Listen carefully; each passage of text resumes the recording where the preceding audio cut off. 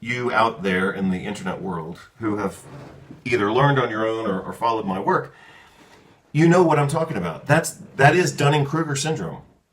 So Dunning-Kruger syndrome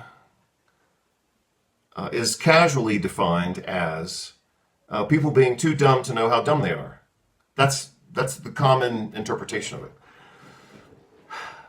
But if you, or if I, as I have done, if you look at the actual original publication from Dunning and Kruger, I think it was actually Kruger and Dunning, but not sure. Sometimes they switch primary or secondary authorship, because obviously they've written several papers, not just one. But if a person looks at the original document, it wasn't simply that people are sometimes too dumb to know how dumb they are. The other parts of that definition are that when these people who are too dumb to know how dumb they are, when they receive education to make them more intelligent or better performers within that zone, they don't learn, number one, and number two is they become offended, or they start to become resistant. So when you're working with people who are screwing things up consistently, sometimes a person can establish a teaching dynamic with such a person and say, look, you're doing this wrong. Let me show you how to do it right. And then they'll say, oh, gee, thanks for helping me out. But that's not always the case. And when you're working with people who are in the Dunning-Kruger spectrum, you have to appreciate that they're not going to change, they're not going to learn, they're not going to appreciate you for teaching them, and they're actually going to be resistant or offended by the fact that you're pointing out their errors. So don't point out their errors. And just to be clear, I think we're all entitled to our own interpretations, as long as those interpretations, don't obviously hurt someone directly or become an excuse to hurt someone or be, misanthropic or something like that.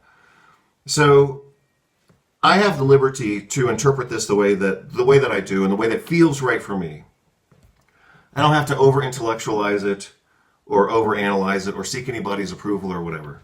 This is the way that this situation occurs to me, and based on that, I have to act on this and move forward.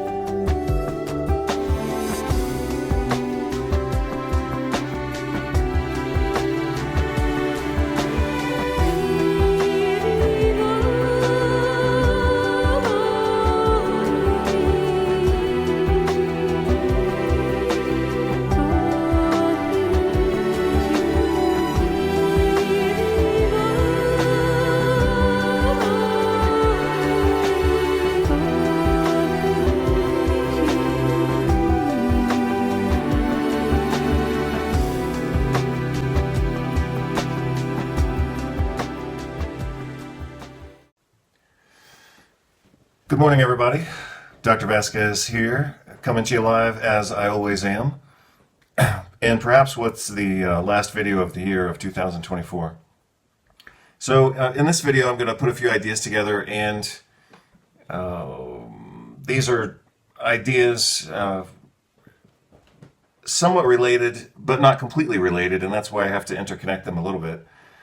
So some of these are just things I've thought about, at times for years, and at times for minutes.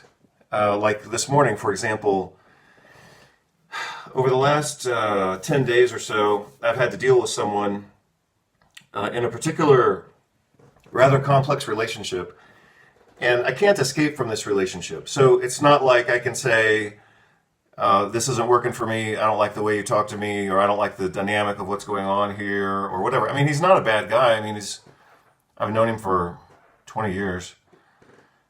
But we're in a different dynamic now.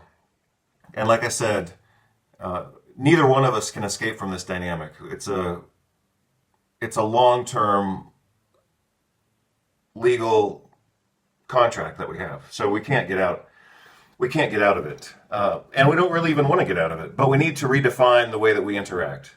And so that's what I'm going to focus on in this conversation. For many, many years, actually for about 23 years, I guess. About 23 years ago, I had a conversation with my uncle that has always stayed with me. And I've been thinking about that conversation recently because, first of all, I think what he said was quite good and quite wise. And it's a good business strategy. So, again, every once in a while, for the last 23 years, I've kind of thought about it off and on.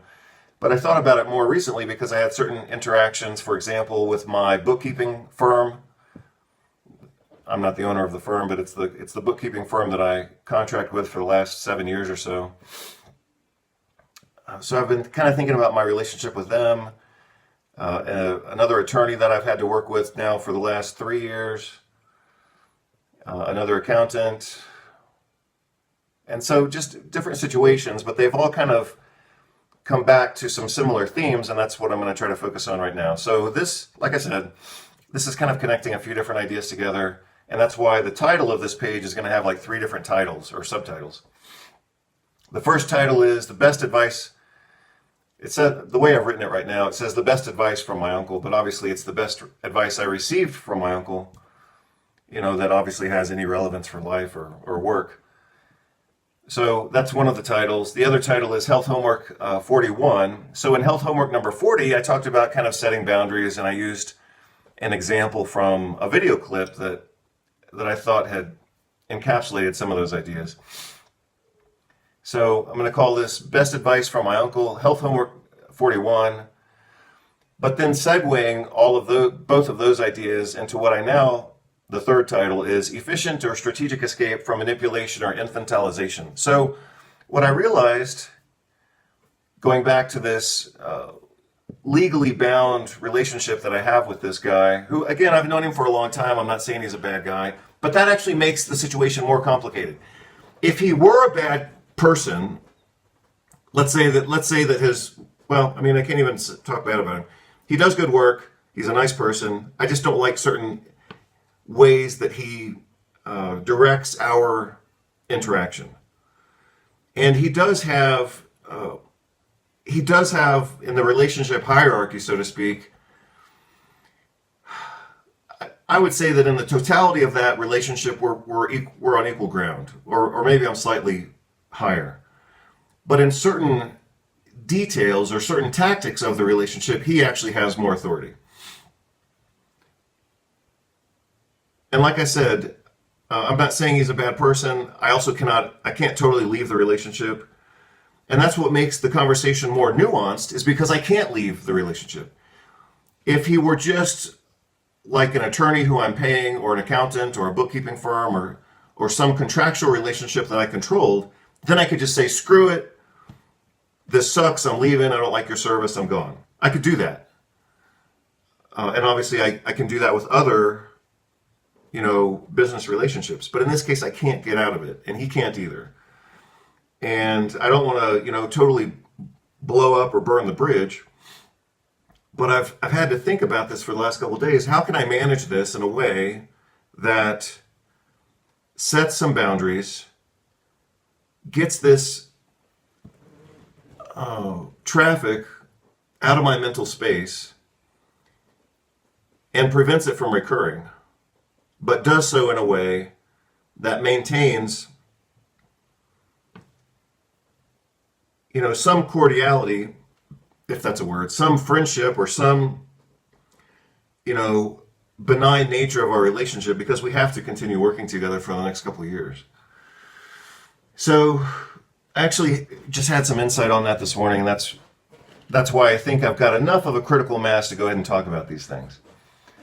So I'm going to try to put these things together. So let's see. Let me go back to Health Homework 40, just very briefly, and then I'll go to the best advice I received from my uncle. My uncle was a very successful architect, and he had a unique strategy, let's say, for working as an architect. And he wasn't simply an architect; he was legitimately an architect entrepreneur. And eventually, I'm sure he was a multimillionaire, and he was, one of the chiefs in his architecture firm. But here's the other thing. A lot of people talk about their family. They talk about people who have given them advice, and they all say how great it was and all that kind of stuff. I don't do that, and I don't aspire to do that. A lot of people try to make their lives look a certain way, and you all know this from social media. The popular trend is, oh, look how great my life is, and look at my great friends, and look at my great family, and look at my great advisors, and my great teachers, and my great mentors, and all that kind of stuff. I don't have that instinct. And other people do, and they get a lot of followers and whatever. But I think that they do that by creating a false reality, and I don't have any intention or desire to do that. So, when I talk about my uncle being a successful businessman, and he was a successful architect and all this kind of stuff, and he was kind of an innovator, all that's true and it's great, but that doesn't mean I think he's a good guy. In some ways, I think he was a horrible person, and I don't really like him. But I did learn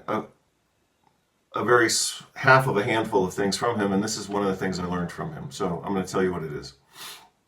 So again, in health homework number 40, I talked about setting boundaries. In this one, and that goes back to what my uncle taught me.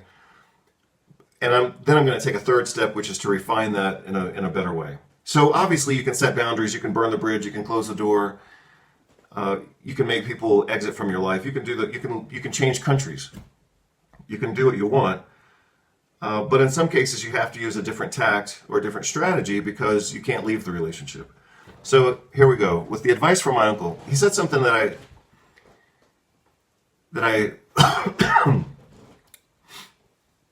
that I've appreciated many times. He said, in our architecture firm, he said, we have a policy every year that we fire our 3 worst clients. Now, obviously, those are paying clients. Obviously, those are clients with whom they started out a positive or ambitious relationship. You're going to pay us for this type of service, and that's what we're in business for. So the idea of firing your 3 worst clients, the idea includes the idea that you have to kind of eat the sorrow of ending that relationship that you once thought was going to be positive. I never thought of that until right now, but that's the benefit of teaching and writing and speaking, is you get to process ideas. A person gets to process ideas. So basically, again, the idea was, he said every year we fire our 3 worst clients. Well, what makes somebody a bad client? And maybe it was their own fuck up. I don't know the details. But that was his way of stating it. But he would say, some clients, for example, are too demanding, or they change their ideas, and then they want you to change your service based on their changed needs, etc. So, for example, like I mentioned my bookkeeping service. At times I've had a good relationship with them, and at times not. Over the last couple of years, what I've found with my bookkeeping service is that I have to go in and make so many corrections that I wonder, what the hell am I paying these people for, to manage the bookkeeping if I have to go in there and make corrections. The other thing is, when I started working with that bookkeeping service and they established their fee for the service, at that time I had like 5 businesses, at least one of which was in Europe, 2 were in the United States. And so I was paying taxes and doing business in a couple different places. And so obviously I had to pay at a higher tier. Well, over the last couple of years, I've closed virtually all of those businesses, but they still have me at the same tier. So it's another example of how the service and the relationship just doesn't work for me. Because I find their service to be expensive, horribly cumbersome, horribly inefficient, to the point where I have to go back in and fix the bookkeeping. And it creates a big fuck up for me because I end up not wanting to pay my taxes. This is what I realized a couple days ago or a couple weeks ago, but recently, is I was kind of thinking to myself, what a hassle it is to have to pay taxes. I mean, I don't mind paying taxes. We all can't really escape from it, so it's not like I'm trying